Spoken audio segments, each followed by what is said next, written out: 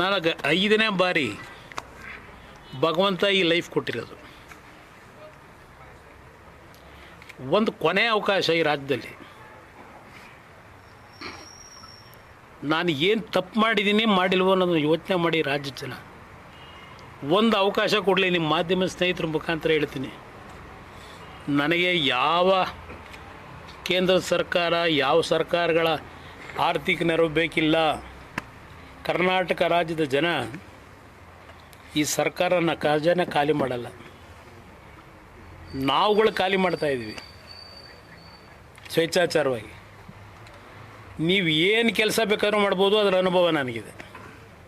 2 ಬಾರಿ ಚಿಕ್ಕ ಅವಧಿನ ಮಂತ್ರಿಯಾಗಿ ಮುಖ್ಯಮಂತ್ರಿಯಾಗಿ ನಾನು ಕಳೆದ ಬಾರಿ ಹೇಳಿದೆ ಜನಕ್ಕೆ 5 ಕಾರ್ಯಕ್ರಮ, ಅವರು 5 ಕಾರ್ಯಕ್ರಮ ಘೋಷಣೆ ಮಾಡಿದ್ರು 2,000 ರೂಪಾಯಿ ಅಂತ.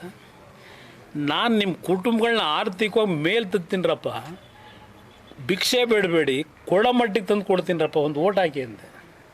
ಜನ ಅರ್ಥ ಮಾಡ್ಕೊಳ್ಳಿಲ್ಲ. ನನ್ನ ರೈತರಿಗೆ ಈಗಲೂ ಹೇಳ್ತೀನಿ, ಉತ್ತರ ಕರ್ನಾಟಕದ ರೈತರಿಗೂ ಜಾತಿ ಬಿಡಿ. ಪಾಪ ಇವತ್ತಿನ ಬರಗೂರು ರಾಮಚಂದ್ರಪ್ಪನವ್ರು ಹೇಳೋರು ಜಾತಿ ಬಿಡಬೇಕಂತೆ. ಜಾತಿ ಬಿಟ್ಟು ಹೊರಗೆ ಬಂದಿಲ್ಲ ಇವ್ರು ಯಾರೂ.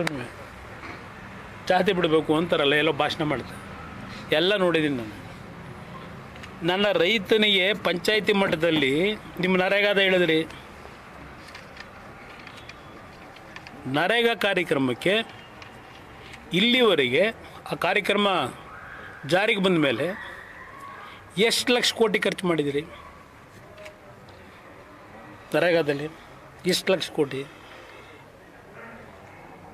ರೈತನಿಗೆ ನಾವು 2,000 ಕೊಡ್ತೀವಿ. ರೈತನಿಗೆ ಗೊಬ್ಬರ ತಗೊಳ್ಳೋಕ್ಕೆ 3 ಕಂತಲ್ಲೋ ಏನೋ ಕೊಡ್ತೀವಿ, 2,000 4 ತಿಂಗಳು ಒಂದು ಬಾರಿ. ಎಷ್ಟು ಅದರಿಂದ ಉಪಯೋಗ ಇದೆ? ಅದು ಎಷ್ಟು ಲಕ್ಷ ಕೋಟಿ ದುಡ್ಡು ಕೊಟ್ಟಿದ್ದೀವಿ ಅದರಲ್ಲಿ? ಅದೇ ದುಡ್ಡುಗಳಲ್ಲಿ ಪ್ರತಿ ಗ್ರಾಮ ಪಂಚಾಯತಿ ಮಟ್ಟದಲ್ಲಿ ಗೋಡನ್ಗಳು, ಕೋಲ್ಡ್ ಸ್ಟೋರೇಜು, ರೈತನಿಗೆ ಅವನ ಏರಿಯಾದಲ್ಲಿ ಅವತ್ತಿನ ವರ್ಷದಲ್ಲಿ ಏನು ಮಳೆ ಬೀಳ್ಬೋದು ಪ್ರಮಾಣ, ನೀನು ಯಾವ ಕ್ರಾಪ್ ಹಾಕಿದ್ರೆ ನೀನು ಉಳಿತೀಯ, ನೀನು ಬೆಳೆದಿದ್ದಕ್ಕೆ ಸರ್ಕಾರ ನಾನು ಗ್ಯಾರಂಟಿ ಕೊಡ್ತೀನಿ, ಸಾಲ ಮಾಡಬೇಡ.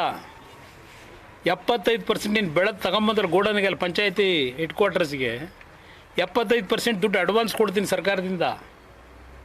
ನೀನು ಅದನ್ನು ಯಾವಾಗ ಬೆಲೆ ರೈಸ್ ಆಗುತ್ತೆ ಮಾರಾಟ ಮಾಡಿ ದುಡ್ಡು ಕಟ್ಟು, ಬಡ್ಡಿ ಹಾಕಲ್ಲ ನಿನಗೆ. ನನ್ನ ಸ್ಕೀಮ್ಗಳೇ ಬೇರೆ. ಇದಕ್ಕೆ ನರೇಗಾ ಆಯ್ತಪ್ಪ, ಮಹಾತ್ಮ ಗಾಂಧಿ ಹೆಸರಿಟ್ಟಿದ್ರು ಅವರು, ಏನೋ ಅದು ಚರ್ಚೆ ನಡೀತಿದೆ. ಆ ಮಹಾತ್ಮ ಗಾಂಧಿ ಹೆಸರಿನಲ್ಲೂ ಯಾವ್ಯಾವ ಥರ ಲೂಟಿ ಮಾಡಿದ್ದೀರಿ? ಕರ್ನಾಟಕದಲ್ಲೇ ತಗೊಳ್ಳಿ ಲೆಕ್ಕ, ಯಾವ್ಯಾವ ಥರ ಲೂಟಿ ಮಾಡಿದ್ದೀರಿ? ಇದನ್ನು ಈ ಥರ ಹಣ ಸೋರಿಕೆ ಆಗುತ್ತಲ್ಲ, ಇದನ್ನು ನಿಲ್ಲಿಸಿ ಪರ್ಮನೆಂಟು ಇನ್ಫ್ರಾಸ್ಟ್ರಕ್ಚರ್ ಕೊಡಿ ರೈತನಿಗೆ, ಉಳ್ಕತ್ತಾನೆ ರೈತ.